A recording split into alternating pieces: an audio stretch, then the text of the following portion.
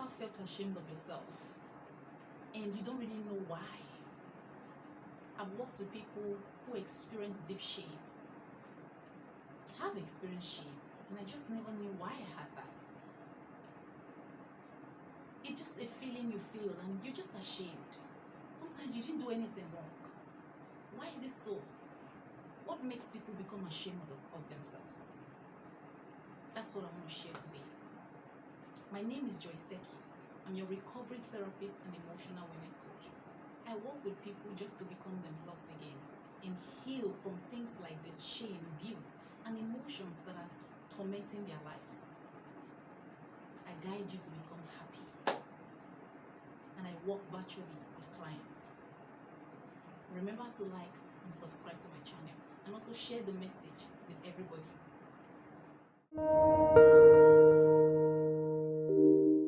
Shame is more common than we would like to admit. I never knew I was ashamed at the time I was experiencing this. It was why I started to work on my healing journey and solve things around shame. And I realized that, when you say stuff, when they say, symptoms of, characteristics of things like that, and then you have this list, and then you can say, I exhibit this, I exhibit that, and then you start to take notes and become aware. That was when I knew that I had some elements of shame. But I didn't do anything wrong. I just felt some sense of shame because I felt like I didn't belong. Mine was from a place of not fitting in, having this repeated, pattern of not fitting in, not being able to fit in just generally the way everyone should. So I became ashamed of myself. I thought something was wrong with me. I didn't know that I was just wired differently. And then there's still so many people that are going through this. I've worked with a lot of people around this matter. So shame is something that I feel that we don't talk about often, and yet a lot of people experience it. It's an emotion that is so intense. As a matter of fact, shame, I came to know, happens in our brain like some form of physical pain. That's why it has so much emotional reactivity. It's the same signal, it's similar, it's the same signal as physical pain in our brain, basically. So that's why it's intense. Shame is the reason why many people do things they will later regret. It comes at you, and then you want to kill yourself, you lose yourself, and this is unfair. Okay, so shame is something that I feel we should talk about more. It's something that more people cannot admit publicly because they're also ashamed of it, So we should come to the point where we actually acknowledge the fact that it's not ours.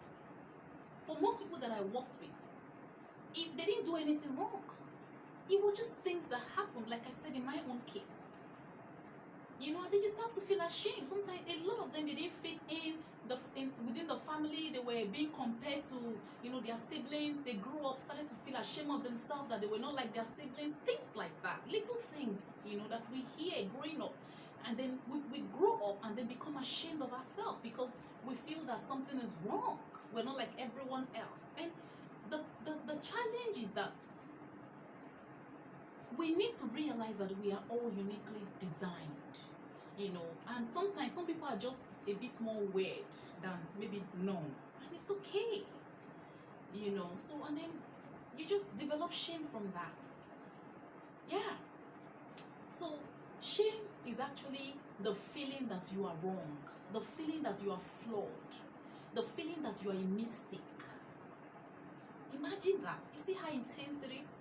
You just feel that you're wrong, you're flawed, you're a mistake. That's why people that suffer shame, or let me use the word, that experience the emotion of shame, might find it difficult to believe that they deserve love. They might work harder than the average persons to be loved or validated because they already have that belief that they are fundamentally wrong at the core. Imagine condemning yourself, criticizing yourself to the point where you believe that you are wrong at the core. Something is wrong with you. That's how intense shame is. So, what causes this? Like I said, family background, comparisons, comparing one sibling to the other, saying this one is very good in maths, you don't know maths. You can't spell like your brother. You can't behave like your sister. You can't dress like your brother. All those little words we tell these children. They grow up and start to believe that something is wrong with them. You know, that's why I say sometimes we have these feelings and we don't know where it's coming from. Because at that early stage of our life, they were just imprinted. So they are there in our subconscious and we're leaving them out on autopilot, not knowing how it began. Okay? So this is where caregivers need to be more careful. The words we speak to our words, as teachers, as parents, as adults, as older siblings, the environment is molding who they are becoming. Okay, a lot of people are healing from the things that happened to them and they had no part in it, except that they are bearing the consequences of adults that were not more intentional. Okay, this is not to blame anyone because a lot of the adults also had similar experiences. So that's what I always try to tell my clients. We can't blame our parents. They had their history. That's how they were mostly raised. Okay, we just need to heal and then know better so that we can break that chain, break that pattern. Okay, yeah. Then another cause of shame is possibly when you have to work so hard to be loved growing up. You know, there are just some children that that their parents just naturally love so much. There are some they have to work extra hard. Maybe the parents felt they are not that cute, they are not handsome enough, they are not light-skinned enough, they are too dark, you know, whatever reasons, or they are short, or they're too tall, or lanky, you know, funny stuff. And so they're not shown natural affection until they do so hard, they work so hard, they have to be the one working, doing the things. So over time, you grow up to believe that the reason why you have to work so hard and because you witness that other people were not being treated the way you were being treated, right? So you now perceive it as there's something wrong with you. Because there's a way children are wired. Children always make excuses for their caregivers. They are kind of idolize their caregivers, especially their parents. You know, so most times children actually take the fault of their parents upon themselves. It shouldn't be, but that's just how it is. Because they feel that their parents, there's nothing wrong with their parents, or nothing should be wrong with their parents. And some people, a lot of times we outgrow it as we grow, but some people don't. And so these are the people that continue to suffer shame from this belief that, okay, my mom, my dad, or my teacher, my uncle, they treated me differently this way because there's something wrong with me. And then you grow up and believe that there's something wrong with you. Okay, that's one of the ways that we develop shame. Another one I wrote here is, I said, some childhood experience, adverse childhood experiences, especially sexual assault, sexual molestation. You know, it can make you ashamed of yourself. You feel dirty, you know, because you were so young, and then you grow up and then you see the person that did that to you, you start to feel dirty. So you can develop shame from that. Okay? Then people are raped, even in their adulthood. Maybe you're raped by an unknown stranger, an armed robber, you know. You're just raped by somebody you did not want. Even somebody that you know, but you didn't want them to touch you, and they forced themselves on you. So you start to be ashamed because even the society might not believe your story, especially women.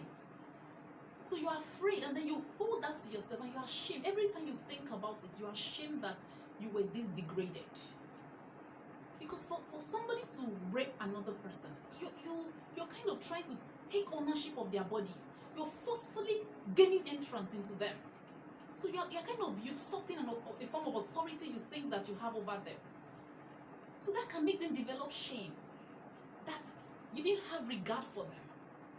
So I have worked with some clients who were molested, grew up as adults, and became ashamed of themselves. Some, it was even in their teenage age, early 20s, that it happened. And still, that shame developed. Can you see that in most of the instances, you were not even involved. You were not directly involved. But yet, you suffer the most You blame yourself. Shame is not yours. That's what you should notice in that pattern. And then the final one, we also develop shame from distorted views that we have about ourselves. Based on also the environment and the things we hear, the things we have imprinted in our subconscious, and then we start to believe that, something just wrong with us. I've met some ladies like me in their 30s and they are not married. Marriage is a huge thing in our environment. And some of them will tell me they feel ashamed.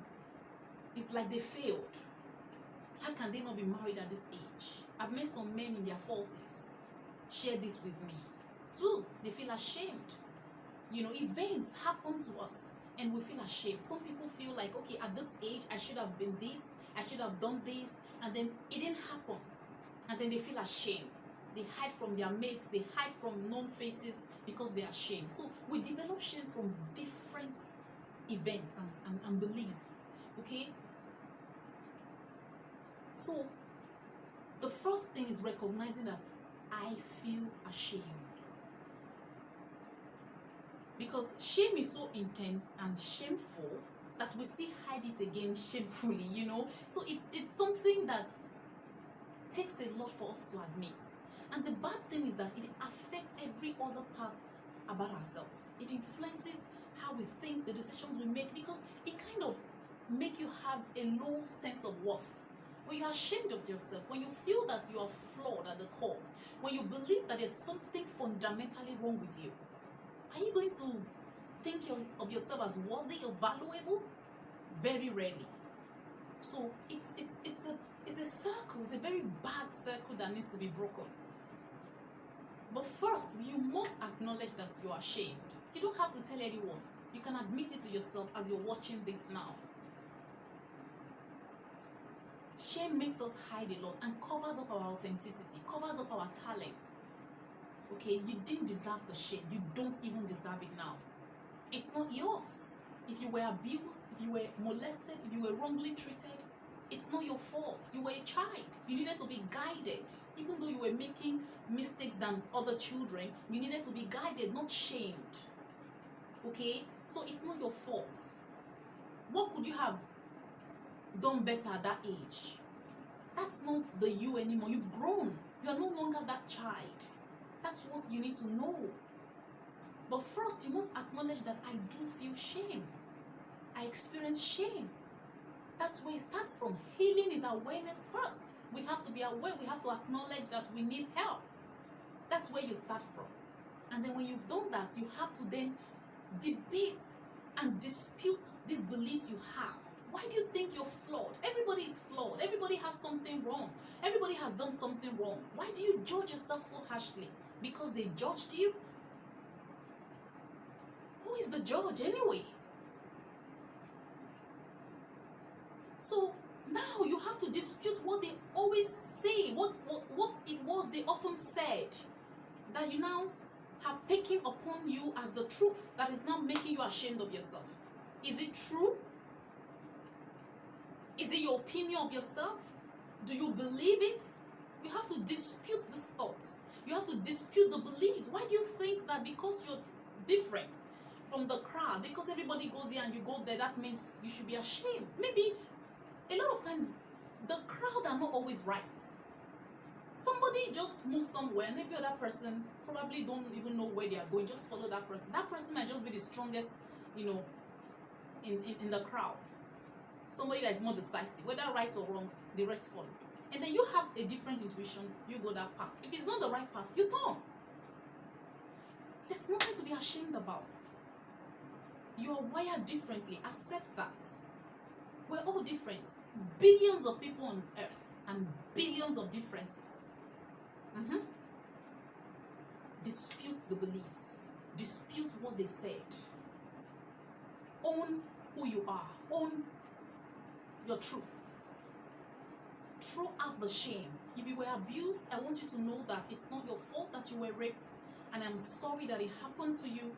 But when you continue to hold yourself hostage because you continue to judge yourself, you're not doing yourself a good service.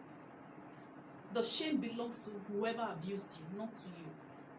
So it's time to let go. I want you to forgive yourself. That's the next step. Forgive yourself. Acknowledge it. Debate the beliefs that you're holding on to that is making you ashamed of yourself. Dispute the things they consistently told you while you were growing up that you have now head up, that has become the voices in your head. Whose opinion is it? People's opinion are people's opinion.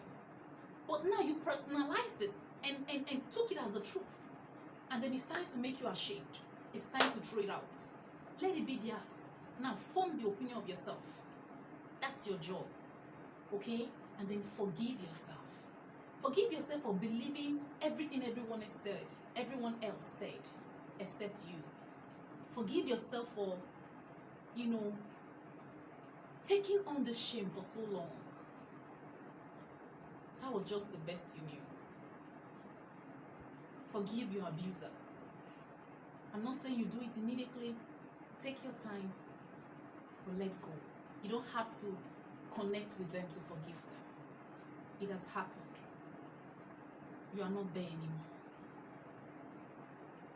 If you want to work deeper on the issue of personal shame, you can connect with me through my social media handles or find me on my website, joyiseki.com, and I'll be glad to work with you on this. Remember, it's not your shame. Discard it. You don't deserve to own something that is so bad and is not even yours. You have nothing, absolutely nothing to be ashamed of. All of us came here to exist and live on this earth. All of us own this earth together. Nobody in this life has more rights on earth than the other. That was the word I started to tell myself that changed so many things for me. Because some people come here and they act like you don't deserve to be alive. They throw their shame, they project their fears, their insecurities at you. And you go to take them up, pick it up, and start to treat yourself that way. No. All of us own this earth together. As long as I'm alive, I deserve to be here as much as the other person. And you deserve to be here as much as the other person. Don't let anybody make you feel ashamed. Give them their shame. Okay?